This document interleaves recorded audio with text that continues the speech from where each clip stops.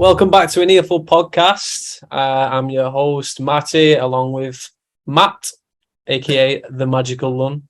Hi, mate. How's it going? On this episode, we have another Matt.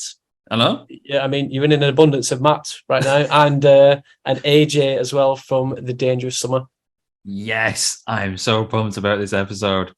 Can you imagine if we had every guest like literally called Matt, and then we just kept it as like a running thing that we have to find guests that we call Matt?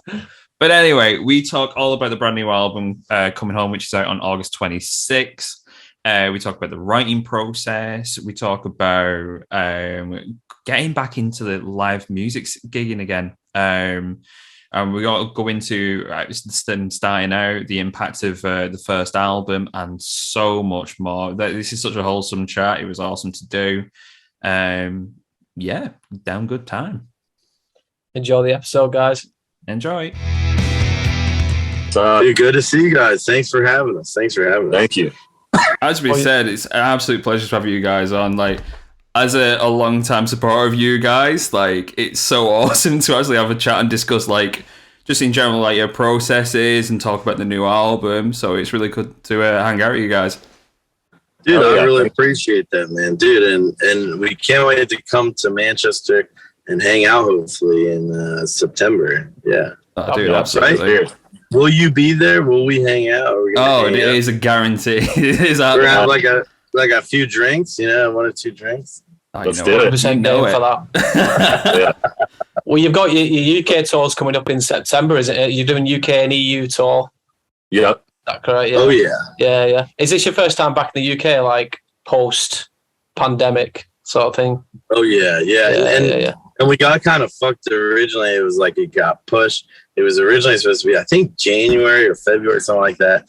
And it was like the world's not ready. Like some tours started to spill over there. And then some of them were just nightmares. And, now we got Brexit. Now you come over there and it's a fucking nightmare to try to go to Europe. So we're scared to death. So we were like, the more people that can go there before we go there, at least we kind of know the climate. The agents kind of know what's going on. But, man, I mean, state champs got stuck at the border to France. I don't know if they had to cancel the show, but it's like, man, it's like these bands is getting stopped and they're trying to, so much division, man. It's like, we're just artists. We're just trying to do our thing. Like, we want to go in and out. We're not trying to affect anyone and do anything. So I think post-COVID international travel is more daunting. It's like, oh my God, what is going to happen? How do people feel? And, people are very protective of their homeland and their country. And it's like, hey, we're just trying to have fun, go over there, party it up a little bit, Yeah, it's trying to play some shows. It's been 3 years, though. This is our first time back since 2019. Yeah. So. Yeah, 2019. Oh, yeah. That feels a lifetime ago. When you put it into context, it's like such a long time ago since there was some normality. Yeah, what's so crazy is and thinking about 2019, it was such a busy year for us. And we were like, man, we worked so hard. Like, we're going to go home. We're going to chill for a while. Like, we had toured, we got back together in 2018. And it was kind of we toured nonstop. And we made 2 albums in that time frame. And then we were like, oh, man, we worked so hard. Let's go celebrate, go home. And we had our final tour was Japan, Singapore, Taiwan, Australia, this whole other side of the world. We're like, let's go home and chill. And then the pandemic happens, and it's 2 years later, we're finally going back out. It's like, fuck, it all got fucked up, and it was just kind of, I think, a readjustment period. Though I think, Matt and I would say we feel bad because we had some of the best times of our life in the pandemic. We learned a lot. We grew. We started on a label. We made an EP. He got married. He bought a house. It's like it gave you time to focus on other things. It was a shift of perspective.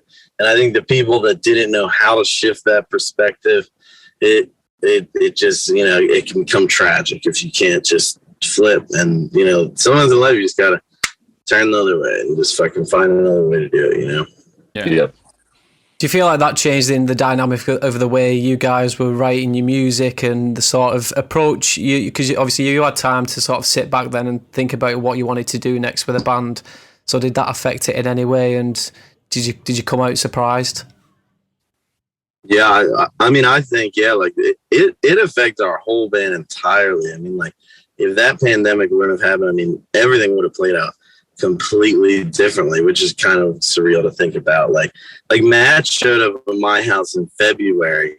This stuff was going down. It was like, you remember when it was like one of those like 28 days later scenarios where it's like, you see your friends and they're like, I'm going in the bunker, man. Like it's all over. Like Matt came through the East Coast and we were writing some music.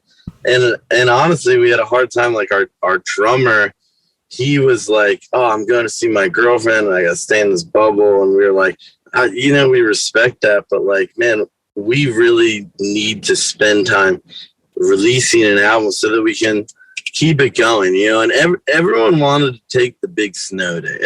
It's easy to say, let's go home and let's do nothing and let's put on Friends and watch it from front to back, like whatever it takes. But like I think me and Matt, like we're just kind of more inspired to kind of just make music as hard as we can and use this time while we're home, because we're so used to being on tour so much. We don't get that time. It's like, if no one can go anywhere, let's fucking make an album. And it was supposed to be a full-length album too, but we lost our drummer through that process. Him not being able to come and him, he's sending us stuff and it just didn't work out completely. And so we enlisted the help of Aaron Gillespie. It's like every single thing was because of this like kind of pandemic, and I think it shed a lot of skin, but not for the worse. It's just like that's part of it, but it changed everything. It really did. I think everyone's life is very different. Yeah. So let's go into it then. Like, I think just first off, congratulations on the new album. It's so fucking good. Thank you. I appreciate it. All the way through, it's just solid, man. Yeah, so Harris from God is Gold sent it through to us and was just like, you're going to like this. Or like, sick. So we listened to it and it was so good, man. Hey, what did they send it to you on? Do they have some kind of like link? Like, man, I want to like more. It's like a press pack, so we get the whole thing where you like a little press pack, like giving you a description of the album, like some of the tracks, and then there's a link to all the tracks underneath it. Yeah, link to the music videos, the artwork. Yeah, that's sick. We have like a Dropbox like link that, to other stuff, but we don't. I haven't actually seen what you're talking about, so I'm pretty stoked to see that. So I think that'd be cool. I'll send you a link afterwards. Matt uploaded it to Matt uploaded it to SoundCloud like as soon as we had it mixed. But they start taking your songs down as soon as they get in their system because they're like, this isn't your song. It's like, it is. We're just trying to like make a secret SoundCloud link. It gets so convoluted. It's like, AJ, I need that link. He just showed it. It looks really sick. It's like super like, look at that. So you've got your introduction there, and then your album, and then you've got little like bits of interviews or whatever you've done on there. Ooh, that's cool. This is amazing. And did you get that from like Natalie? Yeah, the guys have just sent it over from the PR, and then you've got all your track listing there with all your tracks on that we can listen to. Sick. And as Matt said, it's awesome. Yeah, you got to send that. Thank you so much. Honestly, hey, let's play the whole thing right now. A little listening party.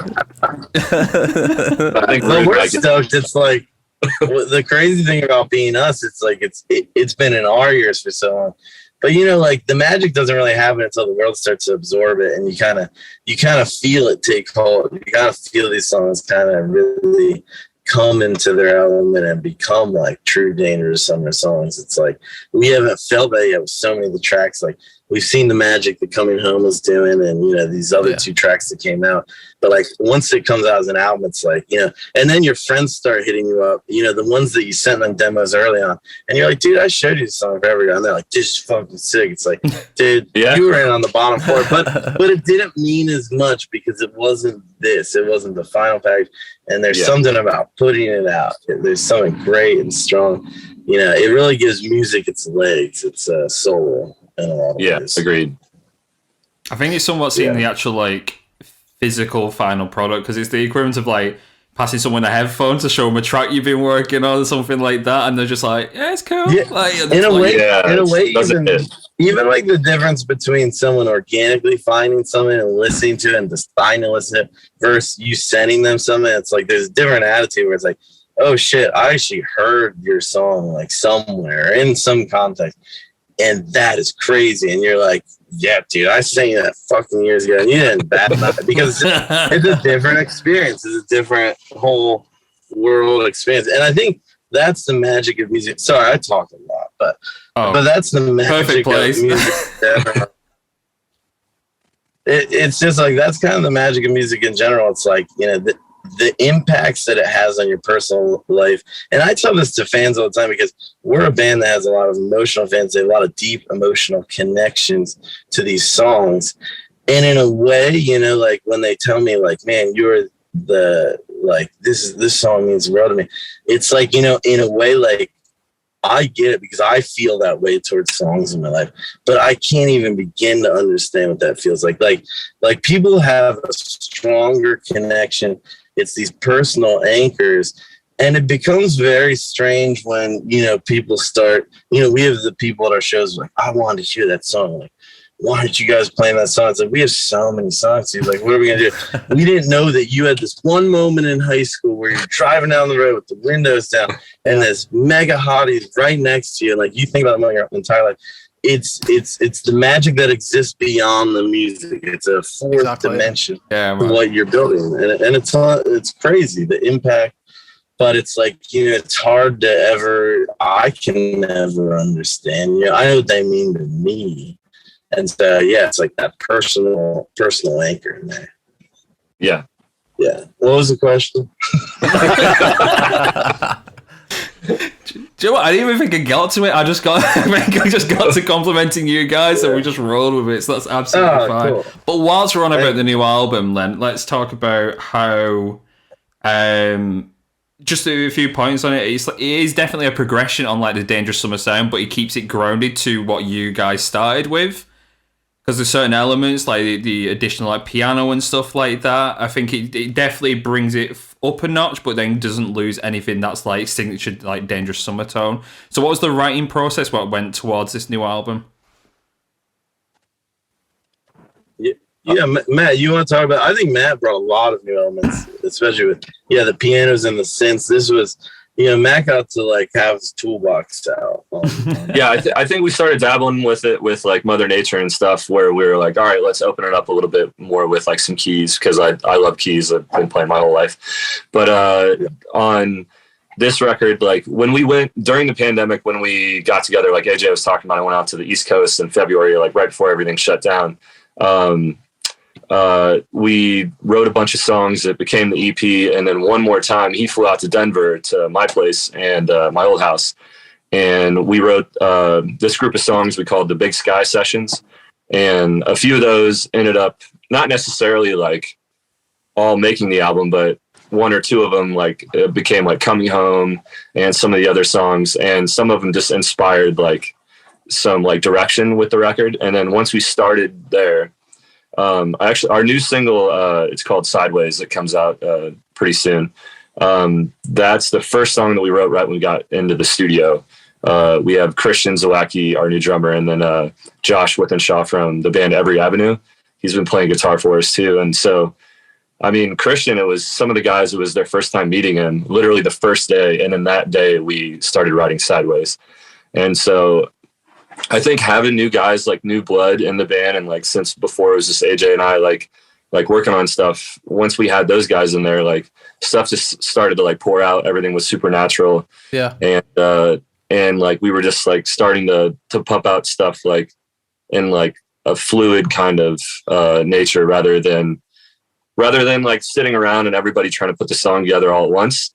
We were just trying to put the instrumental together, and then AJ would go back to his house, which is only a few blocks away from the studio, work on the record or work on the lyrics. And then he'd come back the next day and usually have an entire song done.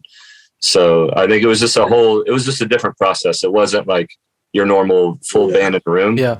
Everyone was throwing out little pieces and little ideas. And then they would kind of come to fruition like every day or every other day. So every 2 days we were pretty much finished on. So, yeah, because you've got the new perspectives, and the other members just like throwing in like all their influences, you know what I mean, all the different influences that they have, and that sort of thing that contributes towards the final product of what you get. Yeah, totally. And then we started writing a lot more with, since we were in the studio, we were staying there, and Will had like a keyboard set up. AJ brought his Moog that he has, this like sub bass that was really cool. Yeah. And we started messing with both of those. Yeah. And some of the songs, instead of doing like a bass guitar like standard, we would do the bass on the Moog and or Moog, however you say it. And I think that gave a little bit of like extra kind of like I don't know, just like a different sound on some of our like normal progressions that we haven't used before. So yeah, and I think, you know, like what me and Matt, I think him and I, we've been growing our whole lives as musicians, and I think even more so recently. I mean, Matt even longer than me, but you know, we started getting even more interested in the production world as we're going through this, and we're starting to work on stuff in our studio settings, like in our little worlds, and we're kind of becoming producers as well at the same time, where it's like, hey, we have very strong opinions about like the instruments used, and we have very strong opinions about the reverbs and the delays used, and hey, like we think this sounds good, and I'm in my own vocal chain at home writing the shit that I'm very comfortable in at this point. And it's like knowing, you know, I think me and Matt are just knowing more about where we are and how to navigate this world, and just more knowledge. I mean, I always say, man, we're just lucky to have even done one album. Like what you learn going in the studio, spending 2 months in a fucking studio is insane. And then to be able to do this so many times, where it's like, man, like we're just really getting close to actually like fully realizing our feelings. And I think that's, you know, the art, and that's what we're trying to do. It's like, how do I take what's inside of me, whether it's, you know, happy, sad, or just like, you know, these anxious feelings, like how do you make people feel that? And I think Matt and I are getting better at translating that, because we have way more avenues to do so. And I think, keys me when saying all these just new noises, and just thinking about creative effects, and how do we push them, and how do we do what we didn't do? We've already been this rock band that does this. Like, how do we do some rock songs like this? And how do we like fucking dump the band thing for a second, do songs with like totally different instruments, and just have some fun? It's like, man, like we're just trying to have the best time. Yeah, it's fucking fun to do this. It's expressing yourself, it's opening up, it's finding out who you are, and it's fucking, we're lucky. We're just so damn lucky to be able to do that. Yeah, 100%. I was going to say with Sideways, AJ, like I've always regarded you as having like a really authentic and unique voice, but on Sideways, you do like some slightly different like vocal approaches. Yeah, was like that something that falsetto, did you? Is that something you naturally came up with, or did you have that mindset of I want to do something different? Yeah, I think, you know, like I've slowly been kind of introducing a falsetto. It's funny because I'm gonna kill myself live. Like I haven't gotten there yet in my head yet, but you know, like it's just like I feel like sometimes with falsetto, and especially the parts that I was writing at the time, there was a desperation in the vulnerability of that moment. And sometimes I feel like, you know, the falsetto, almost like a scream, kind of, it has its own heartbreak. It has its own version of heartbreak.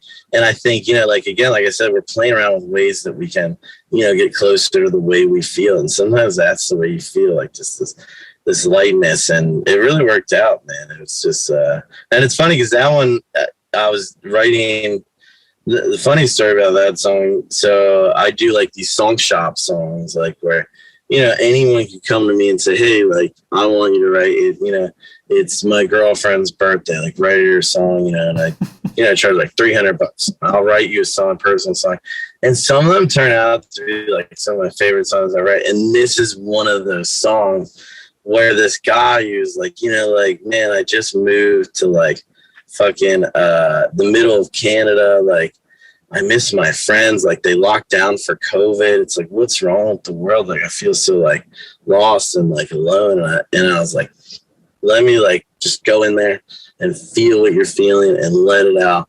And it, you know, it was like I was writing a song for him, but it's like it was just everything I was feeling too. Like, I was just like, damn, man, this is like it's a painful moment. Like, you know, when everything was sideways, you know, the pandemic and who knows what the fuck's going on, and you want to look to the better times. You want to say, hey, like, it's all good, but sometimes shit is just fucking crazy, so that's that. Yeah, man. It's so on this particular item, obviously on your tour that's coming up, is there any certain songs you're looking forward to playing? Any what songs? Any certain songs off this new album that you're looking forward to finally getting out there and playing in front of an audience? So we have listed like 5 singles for the release.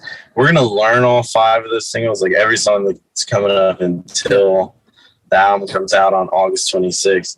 And who knows? I mean, it might be all 5, or once we start getting in the room and playing together, we start to kind of chisel the set list out. It's like we make this long list and then we start shooting some in the middle, but definitely, like the big singles like Coming Home and all that. Yeah, Coming Home, All Everyone Was a Chance to Myself, definitely Someday.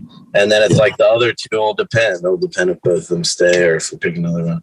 But yeah, it's funny because we're at this point in our career where it's like, people get mad at us about our set list and all sorts of crazy shit. And it is hard to make a set list. Yeah. And I try to just go off with like, what's mostly popular in a way, like, because we're at the point where, you take 2 singles off every album, that's a lot of your set list, Yeah. And so we try to do like at least the popular ones. And then like we throw in some like, oh, we haven't played this in years, let's throw it back. Or we haven't played this song, like throwing some fan favorites that are more B songs in general. So it's hard, and it's tough. We have meetings about this, and we joke. We always joke about postponing the meeting. Like, can we postpone this meeting? We've postponed many set list meetings, but it's just a hard subject. Yeah, and it's weird too. I mean, just being an artist, it's like to quantify that. It's just like it's hard to pick. Yeah, it's hard to walk on a stage and curate your own set. You never know. And it varies from city to city too. So it's like, who knows? Yeah. So with the live scenario in mind, then, what goes into the signature Dangerous Summer tone then? Because obviously, I've got like you guys have such like an authentic tone. That's like just throughout every album, you have that like particular tone that just says all over Dangerous Summer. What were the influences originally that kind of founded the band in that sense? Yeah, I mean, I think always, like Angels in the Airwaves was at the top of the list. I mean, with a song like Permanent Rain, clearly we love Angels in the Airwaves. And a lot of like, especially back in the day, I mean, Cody and Brian were playing like, like DeVille's, like Fender DeVille's with Telecaster, that kind of like just a very, what would you call that, Matt? Like, just that telly sound with it's got bite. It's bitey, very mid-range. Yeah, for sure. I was even listening to Japan Droids the other day, AJ, and I remember that, like, like Cody, like the old guitarist used to play it a lot in the band, and like that, like those kind of bands, like, just very, very open, ringy kind of like chords and stuff that leave a lot of space, like for the vocals and for other stuff, rather than like muddying it up with like a bunch of heavy stuff. So. Yeah, and our progressions, I think, really define us is we lean very, nostalgic, hopeful, like, and that's the mood that we paint. Like when we think about, oh, this is like a song, like this is kind of the emotion we're trying to set. There are like progressions and certain notes that you can hit on that relative scale that, like this is more sad, or this is more like sad but a little angry. This is more like, man, I hate everyone. Like you're kind of like painting a landscape based on how you feel. And I think the emotions played a lot in that. And like the way we formed our progressions, like the overwhelming sadness, but the overwhelming hope for tomorrow is just kind of like, almost like, we loved like U2 and Phil Collins and, like the epic bands of the world, the fucking Coldplay and stuff like that. There's an overwhelming, like, like, in our heads, we really just want to be like Kings of Leon or Coldplay. Like we want to be in a stadium, just Matt's just soaring some fucking delay epic shit, and everyone's just rocking out. Like that's just our idea. But like we're just some band saying that. But it's like that Killers, man, like just big anthemic, like that's what we're striving for. And then, like that's what the two, when you write music, you're looking at your idols and you're making music to you that is like your idols, and everyone else doesn't see it, because no matter how you scream or how you play the guitar, you sound like you. And that's the thing that I don't think a lot of guitar, like people that look guitarists, like Matt is like, you can hear his skin on the records. That is Matt Kennedy. Like good guitarists, you can hear them as soon as they pick up the guitar, and you can't change that. You can't substitute that. Like there's something so real about the skin you can hear it. Like when we're in the studio and we're like listening to these nice figures, like you hear the slides and you hear, and you can gives yourself your own identity in a way, doesn't it? For sure. Yeah. Especially on the new record too. Like we left shit raw. Like our producer Will Beasley, like he's awesome because he really lets us be ourselves. He lets us be open and like not try to change almost anything at all. He just wants to sonically like capture whatever you're doing. And there was a lot of times where like any of us would think that was a shit take or like it wasn't like right, and he was like, no, that was perfect. And he was like, there's a lot of stuff like, especially on the new record, where we didn't change a thing, and some of them are 2-3 takes. On some day, that's one drum take. The very first time Christian went in there, he sat down and he just played through to the guitar demo to a click track, and he didn't know what he was doing, so that's why he stops in the middle of the song. And he starts building up, and he plays it. That's the take, and we're like, all right, let's build a whole song. Practically unheard of. Well, nowadays, anyway. Yeah. And so there was a lot of stuff. But AJ's vocals and Josh's guitars, everybody. There's a lot of parts where it's 1 or 2 takes, and it's an accident or a fuck up, and we're like, all right, let's keep it. And I think that was a big conversation where me and Matt, especially like before this album, during the pandemic, we had so many demos, and it's like you play these demos and you get so in love with them where you're like, you start to like you go in the studio and you want to re-record and you're like, fuck, like we just made it more perfect, like, and that kind of sucks. Like I miss like what was messy about it. And so it's like you gotta kind of do less takes, like we're not the type of band. And I think album now, I mean, like we did Mother Nature with Sam Pura.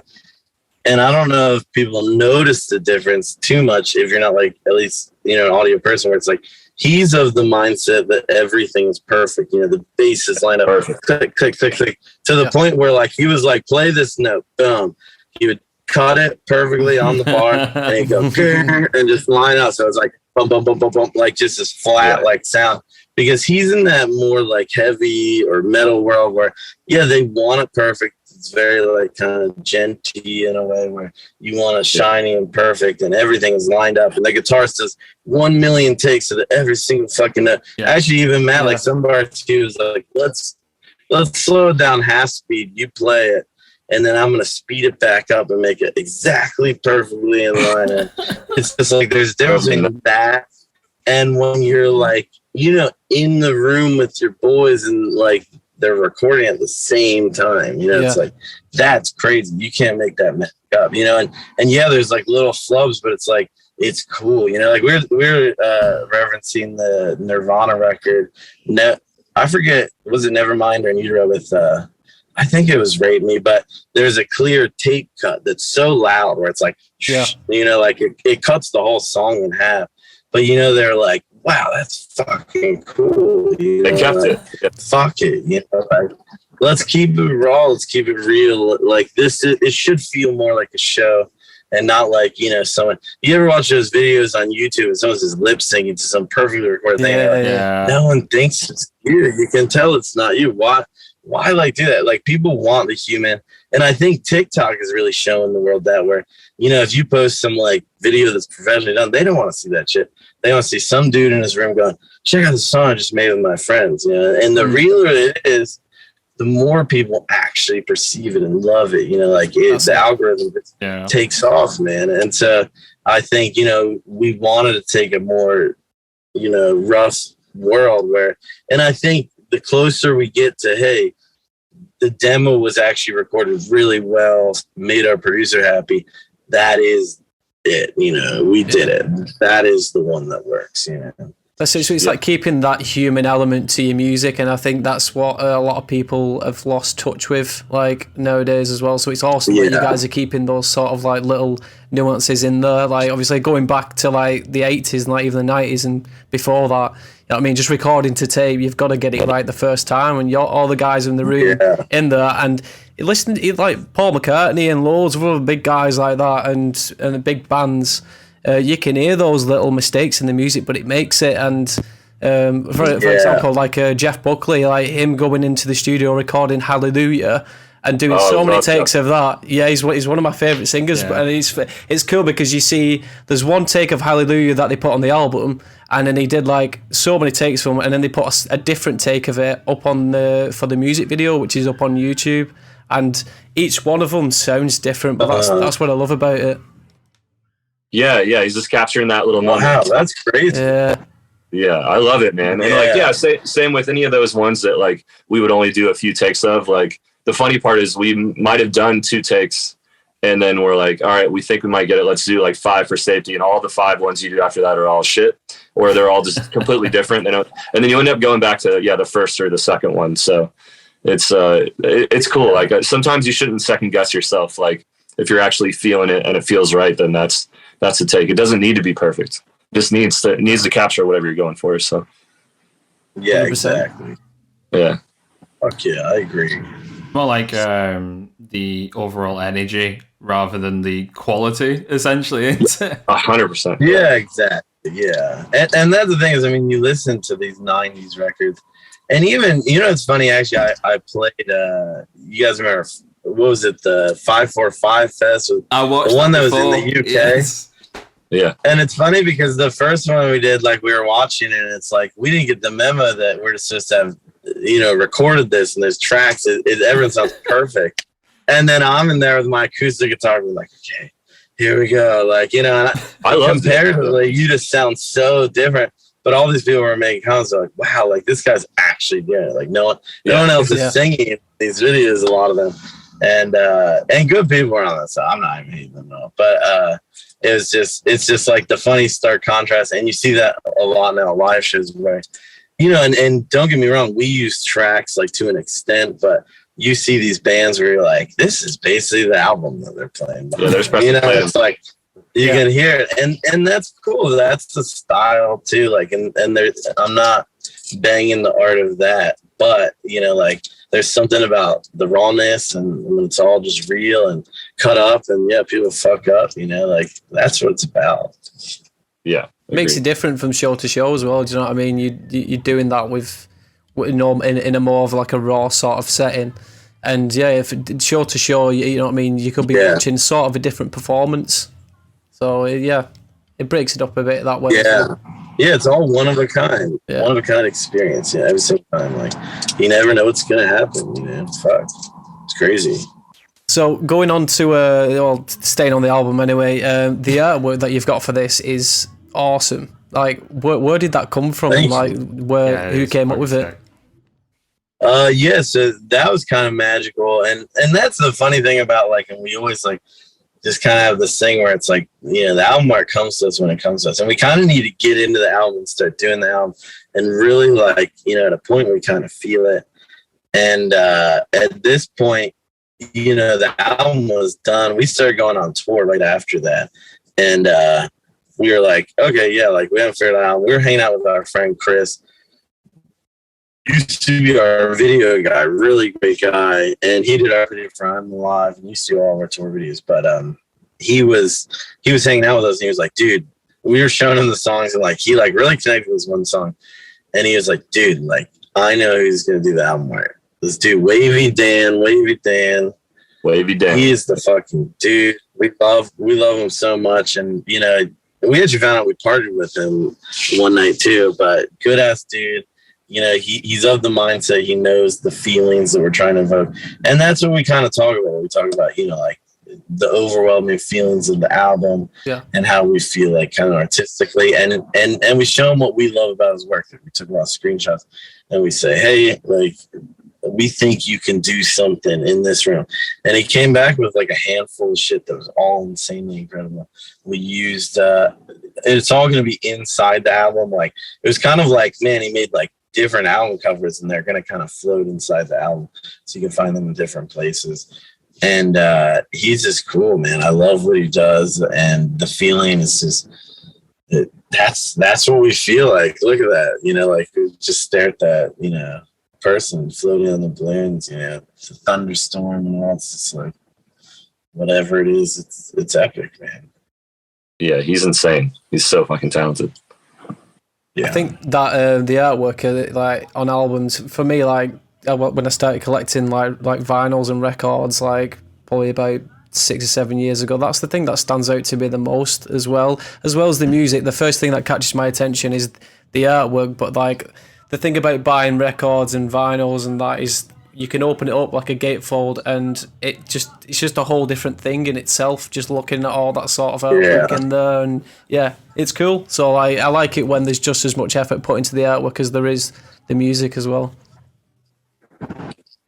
Cool, dude. I love that. Yeah, and that's how we feel too. And we're from that generation where, yeah, it's like, man, I used to, like, when I was a little kid, my parents were like, for your birthday, you can pick out 3 CDs at the record store. And you go and you're like, you have no clue what's in there. And that's what's fun about now, too. It's like, you probably had, like, one song you liked. And you're like, okay, here goes nothing. And honestly, yeah, like 60% of the time, you were like, I don't really like many of those songs, but that's cool. And you know, like that's their journey that they're going on. But it's just like having the album artwork and reading the lyrics, like, and sitting there when that was all you had, when it was a moment you open the record and pull it all out. It's just, it's special. I hope to some people still, I hope they're pulling it out and putting it on and enjoying it. Yeah, the way it's kind of intended, sitting in front of you with the lyrics and just kind of remember being a little kid and it's like that was everything. That was really fucking cool, you know? Yeah. I think a nice segue to that. So you guys are originally from Maryland, is that right? Yeah. Well, so Matt's from Illinois. Yeah. And so Matt came in the band probably like now, like what, 11 years ago or like. Yeah, right around 10, 11 years ago. Yeah, 10, 11 years ago. And he was in an incredible band called The Graduate. And if you haven't checked that out, you need to check it out. And so the crazy story, too. So we went on tour together. He was always by the van. We were hanging out. We were like, and this is like right around when Warpaint came out, we toured together. Yeah, and we just partied hard. We kicked it off. Like he came out to see us on Warped Tour. We just became boys. And then, later down the line, we were like, it's the perfect fit. But we used to listen to his band. I mean, he was bringing the delay and all that badass shit beforehand.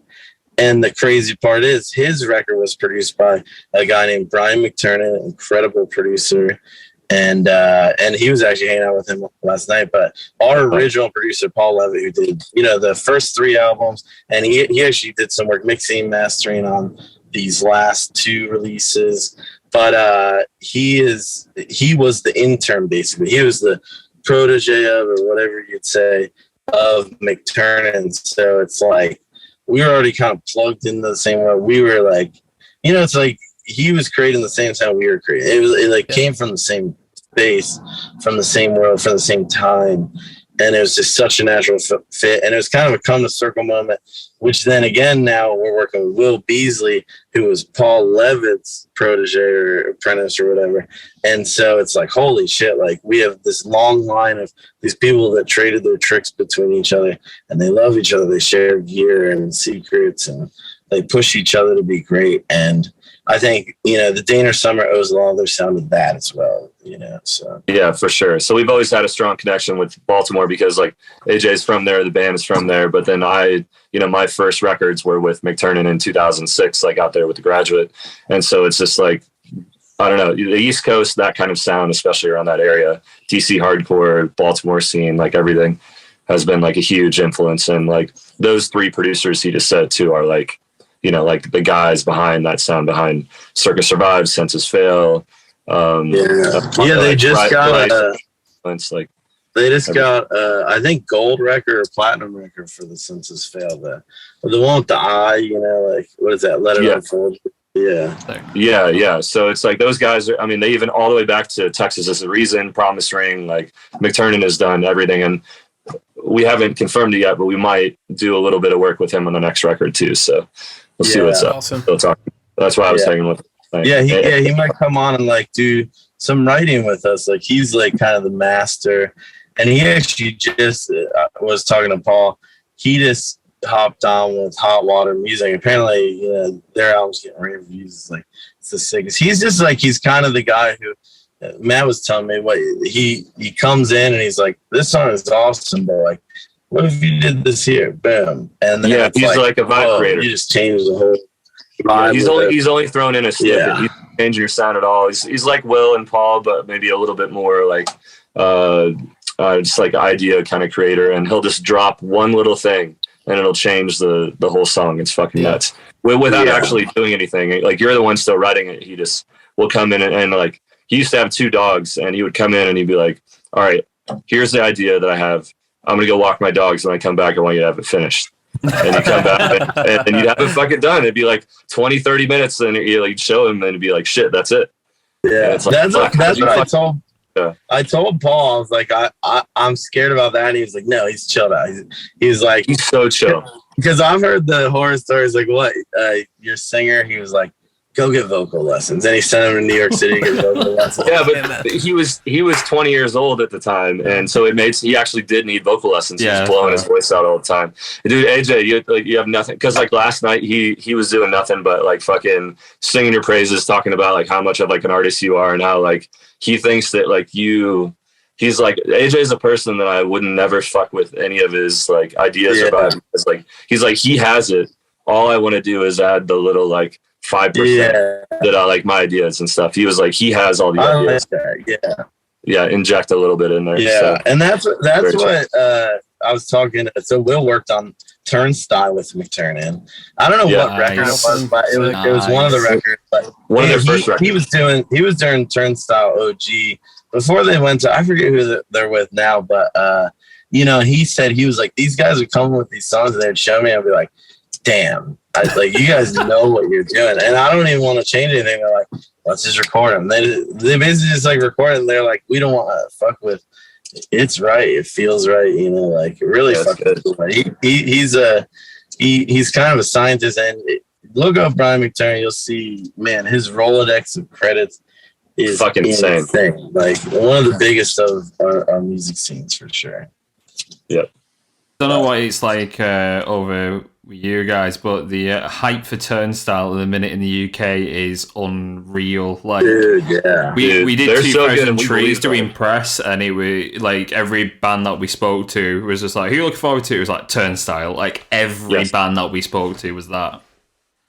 Yeah, dude, they're geniuses. I mean, to me, it does feel like, I mean, like we're living amongst like the Clash or something, you know, like some monumental band that's right now in the punk scene, like doing it. Like you know, like I feel like people try to contrive what they're doing just so naturally. You know, like I've seen a lot of bands kind of be like, this is what we're gonna go for, and this is what we're gonna do, and it's like Turnstile is like the movement that hasn't happened yet. You know, like it's so original and so cool and so fucking punk rock, and man, the whole image behind it, like they are fucking geniuses. Yeah, it's fucking insane. Like they're so punk rock, yet their videos look like a Wes Anderson movie. It's like they're just like their color schemes, everything they do, down to every fucking decision they make. They've thought it out. Like it's really fucking cool. There's not one person telling them what to do. You can tell. Like labels and anybody else working with them, they're just trying to keep up. Yeah, you know, because these dudes are geniuses. I know. I think there's a beauty in the simplicity of it, because of it. Speaking for me and my, like, when we've wrote together, just to context, I play guitar, Matty plays bass, and we've been like best mates since high school and always been in the same bands.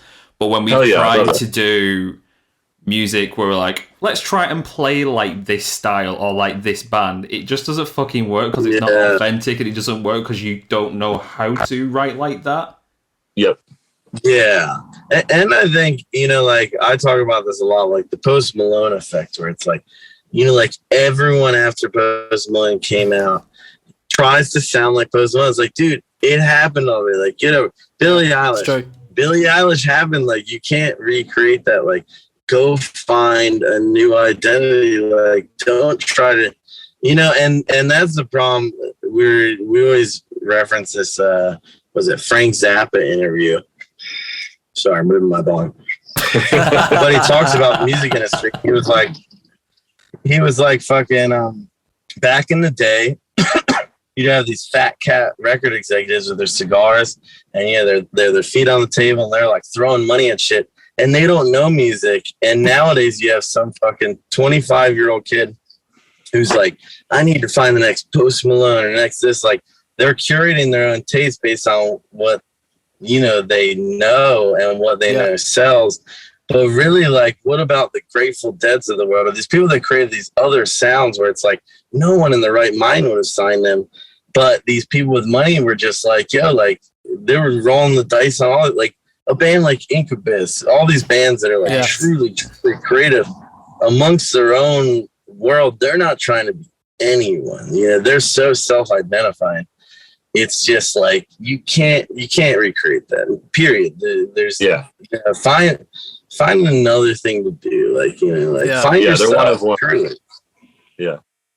I think it's also the combination of the individual members and combining their influences into one thing. I think it's just like lightning in a bottle. You can't get it where you try and go, right, we're going to sound like this exact band. It's impossible because everyone else is going to have like the different influences. Like for myself, like you mentioned, Incubus is like a huge influence for me. For it's Jeff Buckley and stuff like that. But I think it's combining that is what makes a band what it is. Exactly. Yeah, I agree completely. And the thing is, you wear your influences on your shoulders, but you know, like you don't chase it down to the very ounce. You need to have your original thought, you know, like and stylize in ways, you know, like, you know, take colors from stuff. But yeah, you know, like there are bands and you see them, and you're like, this band is ripping this band on to a T, and it sucks because you wish you could just shake them and be like, dude, you don't need to do that. Like, trust me, you're a good band. Like, just fucking, you know, find a little more of yourself and just, you know, and sometimes it does take time. Like, you need to go through that period of sucking or finding yourself. Like, you know, I'm lucky to have been doing this since I was in high school. You know, like we literally, Daniel Summer got signed to Hope Records when I was a senior in high school. And so it's like, you know, like I had all these years to be bad, and we were bad for a while, and then you get better and better and better and better. And that's why I always feel bad for like people like that. I have some friends that are like our age and they just started their first band. I'm like, dude, I love you, but I mean, like, you know, you gotta suck for a while. You guys aren't good yet, you know. I feel like when you're younger, you go into it like so naive as well. Because when we first started, like our first band, we thought like, all we need to do is just write some good songs. They sounded like other songs, and then we'll go on tour and we'll get signed, and then man, it's easy. And like 12 years later. Do you know what I mean? So it's like, it's not like that. It was a false naivety on being like, oh, well, bands like Paramore can get signed when they're 16. As long as we get signed before we finish college, we're good, we're fine. There's no issue with that. Yeah. No, it's not. Wait, so what band are you guys in? You guys are in a band. So we're in 2 at the moment. So we're in a band called Yesteryears, and we're starting a new project called Till Dusk, which is more like synth bass with guitars. Oh, cool! Fuck yeah, I like both. That's awesome, man. We did have one in 20, like up to from like 2015 to 2020, but then that kind of went tits up. when we was just about getting somewhere, we was getting somewhere with it as well. So it's just like, that's what I'm saying. Like when you're younger, you're dead naive about it, but then you realize your eyes open up a lot more to your surroundings, and you get knocked down a few pegs sometimes, but you got to carry on going, and I guess that contributes to yourself and your music as well. Yeah, and that's the thing is like, man, like, you know, and I've even left it a bunch of times where it's like, you know, you're gonna hate it at times, you're gonna love it, but it's the thing that you can't stop doing, and you need to do it. And once you admit that to yourself and you give it all up and you say, all right, fuck, like I'm stuck. This is my prison, you know, like I'm not leaving it. Like, let's learn to just fucking do this, full balls to the wall, and, you know, not give anything up, and just do it how you want to do it as hard as you can. And it's a coming to terms. It takes a lot of time, and then you're like, okay, let's rip. It feels so good to be here, you know, after all these years. Matt and I have been through some shit. We've been through some crazy. Like, we sit sometimes and we just have this conversation with people, and I'm like, I forgot that even fucking happened. Like, the shit we've been through. and we're sitting here, and we feel like we've always just been getting bigger. We're very lucky in that way. We're like, you know, the shows get bigger and everything just feels good. We have a good fan base. We're growing our, you know, numbers, whatever that means. And, you know, it's like Matt and I feel like we can comfortably live in this world, and we have control of it. And it feels great. It feels like a well-oiled machine that, you know, we're just lucky to have the time carved out so that we can create forever, you know, like, and that's what we're going into the studio next month. I was like, yo, like, fucking, let's just go in the studio again, because, man, if we have, you know, the funds or people paying for us to make a record, it's like we're gaining more and more exposure. It's like, let's just keep going, you know. You're learning more every time. You're finding the next rung. You're doing it. Just stay in the studio, keep your head down, be true to yourself, and, you know, that's all you can do, you know. Yeah, especially right now too. Like, we're having a lot of fun with it. So it's like, and with the new guys and shit too, it's like, why wouldn't we just keep writing and keep creating and stuff? Yeah, like we love the last record, and like I can't wait for fucking people to hear it, but I'm already ready to write a new one. Yeah, that's the right way. That's the right way. Yeah, like we don't even have enough foresight to do it. But like, what was that? Nothing But Thieves. They released like 2 albums like right at the same time, didn't they? And it's like, that's crazy. Cool. Like, if we could do shit like that, but it's just like, we just gotta spend more time. Like, have shit like that, you know, like, let's keep working, be in the studio working, so that we can do interesting stuff and fun stuff. Like, you know, like, we're getting bored out here. We want to do wild shit, you know. We want to release stuff differently. We want to, you know, like, break the mold of what we've been doing, play different types of song, because, you know, you want to make it fun. You want to make it fun for yourself, and, you know, the forever changing landscape. And, you know, like, these record labels have a lot of ideas, and, man, Rude is honestly fucking killing it. But, you know, everyone's just kind of throwing darts at a wall, and, you know, every once in a while someone has some new idea, and it's like, wow, that worked really well. Like, and then people start jumping on it. You know, it's hard to find out what works, what doesn't. Music's magic. You never know what's going to happen. You know, some songs you think are going to be the biggest song, and they just fall way down here. And some songs, you know, surprise you and just become the biggest song you've ever written out of nowhere. You know, it's like, it is a crazy magic world. The more you do it, the less you know. You know, it's crazy. It's the universe. It's something deeper than space. You know. So with that in mind, I saw some footage before, just like checking out some of like your older live footage from you guys playing sets. You talk about before you playing Permanent Rain that it was the first song that you guys wrote. That is insane. Like, just that concept of that, you straight at the back, like, fuck, let's just go with this, and it ends up being like such a fucking colossal song, man. I know. Yeah, it was really crazy because it was kind of like, the whole band was kind of based on that song. It's like, kind of, Cody came in with like this delay part, and he's like, check this out. Like, and sometimes just the way everything is delayed is just so kind of perfect. He like kind of had demoed out this idea, and then with the bam, bam, bam, and it was like, holy shit, like, there's some really crazy here. And I felt the same type of thing when we were putting together Fuck Them All. Like, the magic of how everything just kind of is messy, but they come together like, and you're like, whoa, what is all this?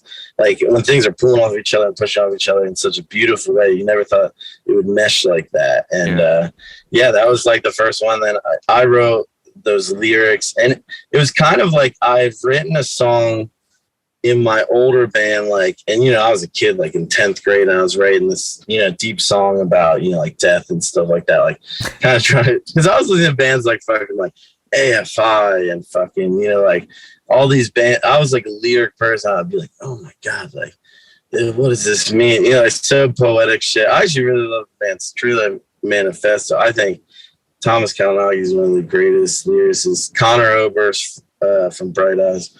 But like I love just getting deep. I was like, especially the song's so bright and fun. It's like you need something very like overwhelmingly sad but beautiful about it. And it kind of came from a revision of an older song. I had these themes about that, and then I was like, okay, this is how I'm going to translate. Boom, and it just like literally on a piece of paper in front of the guys, like with pressure, in an hour. Like I wrote all the lyrics real quick, to the permanent rain, And so it was pretty unreal. And then it became one of the songs that fucking, did so much for us. It's on the trailer of a Jennifer Aniston movie called Love Happens. It's been played at football games, crazy stuff. It's like, it's kind of, we're lucky to have these pieces of us that have like carried us to the point where, like even, man, what's funny is after the EP, we did the EP and it had the permanent rain on it. And we were like kids, we didn't have any money. We just got out of high school and they asked us to tour. We went on tour a little bit and we were just like falling apart. We were kind of breaking up as a band before we even made Reach for the Sun. And they just started calling us. They're like, yo, like this album keeps selling. Like, just come back. Like, let's get you guys back together. Let's put the band back together and just, we'll pay you guys to make a full. Like, please come back and make a full. Like, then we made Reach for the Sun. And it was, it's crazy. It's crazy how all that shit works, What a world. What a world. Sorry, I had to go get some more wine. So. No, that's all right. No worries. Nothing wrong about that. Yeah. I feel like I'm talking a lot, but hey. No, I love it. Dude, it's the purpose of a podcast. It's the perfect place for it, yeah. That's the point. Yeah. This is the beauty of a podcast where it's a conversation as opposed to here's 10 questions that you'll get asked 1,000 times when you go on tour, etc. Yeah. Like, actually just generating conversation as opposed to like is giving you generic stuff. Yeah, 100%. Yeah. It is funny because like you do interviews. It's like I'm glad you guys like are familiar with us and whatnot. And like yesterday we were on this radio thing, and at first I walked in there, we were like, is this guy just like kind of they sent this guy and he has no clue who we are? Like you kind of get to the bottom of that real quick, trying to figure out, because it's like if you don't care about the band, I'm like, oh fuck, I'm sorry. Like I'm sorry you have to interview. It's like I'm like they're making you do this. Like fuck, like I just like general interest. Where it's like, hey, like if you want to talk, let's get down to business. Let's talk. But if not, it's like who cares? Like no one wants to hear like what's the name of your band? Like like whatever they like, ask, oh shit, like, what's like one of the most common questions you get asked then? Say if you're just doing the odd interview on tour and that? I'm quite curious. What things get what's fired like your the way? one thing man, because we all know to avoid it then. It's really more so like you get to these foreign outlets and it's like some magazine and they're like, like, what's your favorite color? Like, like, where would you go on vacation? Yeah. It's like, what are you talking about? Like, people don't care, like, but also some things that I swear some of this press that happens is like kind of like AI generated sites where it's like it's just so it's on the internet. It gets some good SEO. Maybe that's a controversial opinion, but I honestly feel like there's farms. You look at these publications where it's like they have post after post, and it's like the Dangerous Summer, like announced new single, and it's like 0 likes, 0 anything. Like they haven't had a like in fucking 2 years, and you're like, what is this? What is going on here? I always think that they just copy and paste the press release. Like I think they just get an email through and go. And then just like pop it over it, and then that's it. Put an image on, sorted, there's an article. Yeah. And do you think in a way maybe even these people, like they almost are farming for followers, where it's like if we mention enough stuff that is trending, that's the payback they get, where they will get likes eventually and start getting followers. I don't know. Again, I'm being philosophical here, you know. Well, go on, Matt. I was just going to say, because based on my day-to-day job, I do content writing for a musical instrument retailer in the UK. So what happens with that is essentially when you essentially write original content, you perform better in Google Analytics rather than if you were to do a copy and paste from Fender or something like that. It would essentially be that if you post the same thing that they've already posted, it won't trend and it won't appear on search. Whereas if you do something like authentic and originally written, then that'll perform better. Wow. Have you seen this? Like, man, I do the marketing emails for us. And now have you seen like the AI generated stuff and it's really good too, but it's honestly kind of too good in a way where, again, it's not authentic where it's like, I'll be like, like the Dana Summer has a new t-shirt, on sale now, 20% off. And it was like, are you ready for the 20%? Like it turns into like a thing, like where it's like, wow, like that probably is the smart way to do it. But it's for someone like us, it's like, we got to show our humanness. Like, I think they would love to know that the singer is writing these dumb fucking emails, that they get. So it's a funny one, but it's so interesting where it's like, dude, AI bots will be able to do like most of people's work, like seeing where it's like, hey, like AI, will you write this like story for me? Boom, like done, like it's over. Like just give them a few keywords, like tell them what you're talking about. Be like, go on the internet, like search Google for a few of these things. This is exactly what we're doing right here. And he's like, all right, boom, perfect. Like perfectly worded shit. You can see how it's kind of jaded people too, because like they'll send us, because we're actually like responding to like the merch store and stuff if anybody has like a discrepancy or something.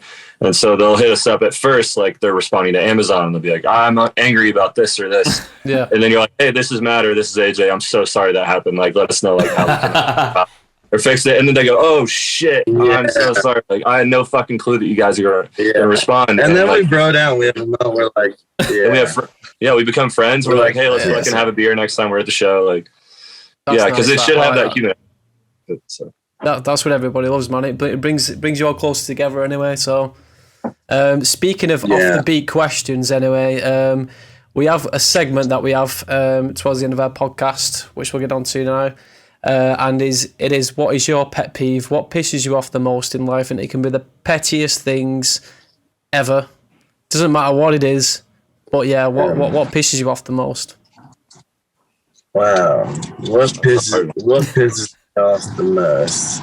Like we've had stuff like people chewing loudly, slow walkers, all that sort of stuff. You know what I mean? So it could be the pettiest thing you can think of. Okay. Yeah. What sort of things piss you off? Wow. I'm a happy guy. What do you think, man?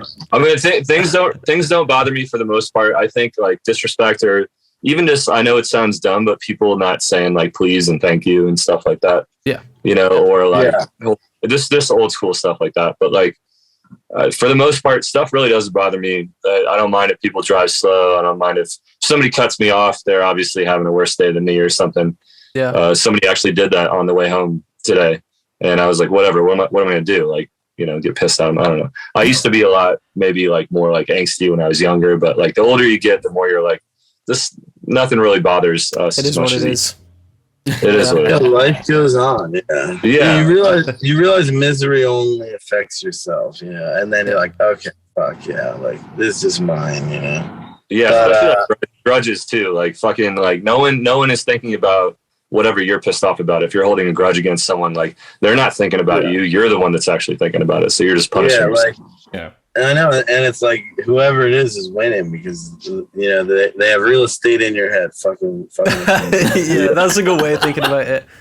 I like that answer. That's a very positive from what we usually have. I like it.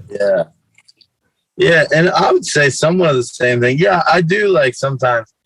Like I guess entitled people or people feel like they think we're from a hard-working world. I hate when people come in hot and feel like, hey, I'm the shit, you know, like, Yeah. hey, be nice, be good, you know, take care of your women, take care of your family. Like, don't be a cocksucker, be a general good person, be chill, you know, like fucking everyone's trying to do the same thing. Don't pull people down. Just bad people will rub me the wrong way.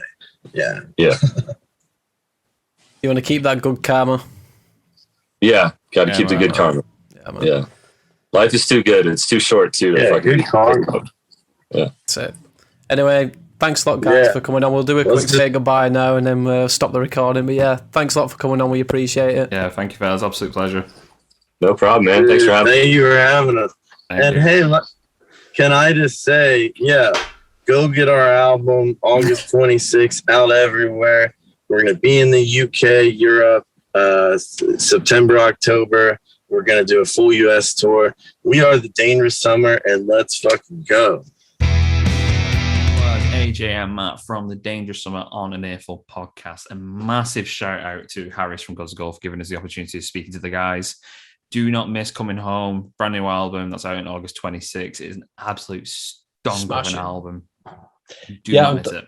Don't miss that. So go check them guys out and keep up to date with their socials. But also, while you're here, get your phone out if you're not already on it, and jump over to Instagram, jump over to Twitter, and just give us a follow there. Just keep up to date with stuff. See some maybe bonus content we put on there, and also go check out our YouTube channel as well if you're not already on there watching this, because we've got so many episodes of different things on there. If you want to see our beautiful faces or the guest beautiful faces, then go over to YouTube if you're not already there and go check the episodes out. Absolutely. And if you haven't already, I've lost count of how many episodes we have now done, but there is a multitude of episodes you can check out on all podcasting platforms. So if obviously YouTube isn't an option for you, then go and check us out on Spotify. Go check us out on Acast. You know the deal. Now, if you want to go the extra mile, we now have a Patreon. Now, we want to build a little community where you get extra content. So, for example, 2000 Trees, we asked them a little bonus question that was not released when we released the original episode. We're going to start doing some extra bonus content along with trying hot sauces we shouldn't have tried, along with loads of other stuff. We'll also tell you when we're getting upcoming guests, and you can throw your questions to us and we can ask them. So if you want to be a part of that, go and head to the links below. Along with that, we now have merchandise. Yes, we have t-shirts, we have hoodies, we have mugs. The mug was the only request that I had. I didn't want anything else. I just wanted a fucking mug with my podcast logo on it. But you can also check that out at the link below. Anyway, thanks a lot for watching, guys. Yeah, We'll see you next time.